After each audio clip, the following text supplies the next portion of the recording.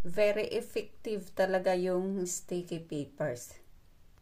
Ngayon guys, ang i-share ko sa inyo tungkol sa paano makontrol yung mga insekto or mga flies sa halaman. 'Di ba minsan maraming mga flies sa halaman, mga peste sa halaman. So, dito sila nakakainis yung mga maliit na langaw. Kaya ayun, bumili kami ng sticky paper. Nilagay namin dito sa paso ng snake plant kasi parang dito sila nakatira. Yun, tingnan nyo guys, yun. Back to back yan, sticky. O yun, sa likod.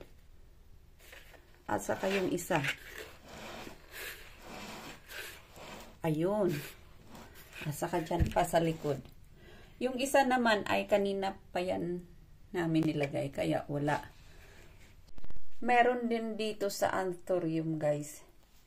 Yan, ang dami din langaw. So back to back yan, marami din sa likod. Yan oh. So ayun, makita natin. So sa kabila, yun din oh. Marami. At sa likod, meron din. Diyan sa calathea na halaman, parang hindi masyado kasi siksikan yung mga niya, mga dahon. Yun, nilagyan lang namin ng isa. Saka meron din, oh. Ayun. Ayun, marami. Yun. Pero yun sa kabila mga halaman ko, doon sa peace lily, wala doon guys. Kasi talagang lupa yung binili namin. So, ipapakita ko sa inyo. Dito, hindi namin nilagyan. Pero dito, may isa. Walang ni isa na dumapo dyan kasi walang nakatira na langaw. So, tingnan nyo. Lupa kasi yan, ground yung nilagay namin. Pero dito sa bamboo, pareho na compost yung nilagay. So, look at that guys. May langaw pero hindi masyado. So, dito lang talaga ang marami guys. Ngayon, ipapakita ko sa inyo yung nabili namin na sticky papers. Parang may idea din kayo kung ano ang gusto ninyong bibilhin. Kasi dalawa yun. May naka-hang din doon. Ipapakita ko sa inyo. Parang may idea kayo kung gusto ninyong bumili pag merong problema kayo sa halaman. Kasi indoor at saka outdoors yun. Ito na yung sabi ko sa inyo na pangalawa naming binili guys. Ito. Yung pwedeng ibitay, ihang fly papers. Indoor at saka outdoor din sila. Yun.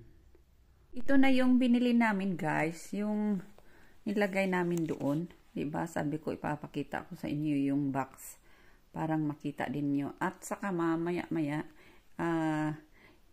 maglagay ako ng isang sticky paper doon. At ipapakita ko sa inyo. Yun lang. 41 pieces ang laman ng sticky fly traps. Yun. Non-toxic, indoor, outdoor. Yan. Pwede siya mag-outdoor. Pero, hindi namin na-try sa labas. Wala namang langaw doon. Dito lang talaga yung nakapasok ang langaw. Parang dyan sila nakatira sa compost. Alright. Ay, yung isa ay, yung mahaba naman ay fly papers din, indoor at saka outdoor use din. Pero mahahaba siya. At 8 packs lang yung laman niya. So, ang i-try ko sa inyo ay yung itong sticky traps. Pero i-unbox ko muna. Parang makita ninyo kung ano pa ang laman sa loob. So, ito guys ang i-open natin. Na-open na ito. Pero parang makita ninyo.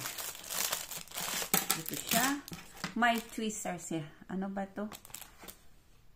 Tweezers. Para ikimpet. Kasi maano siya. It's very sticky siya. Hindi maganda sa kamay. So, yun. Wala nang laman. Ito, kasi nabawasan na. Ito siya, pangtali. Kung gusto niyo ihang, pwede yan. Talian nyo na lang. Dito na naman tayo.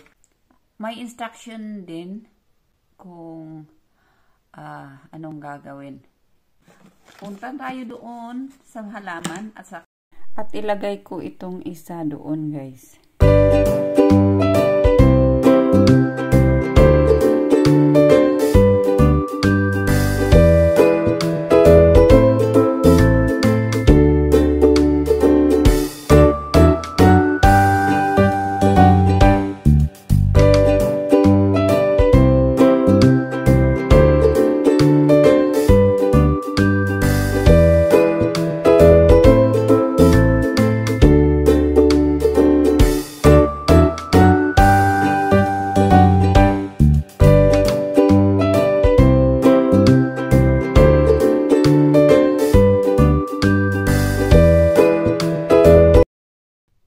Yan lang ang may share ko sa inyo ngayon, guys, na kung may problema kayo sa inyong mga halaman, lalo na sa panahon ng tag-ulan, try ninyo din yan.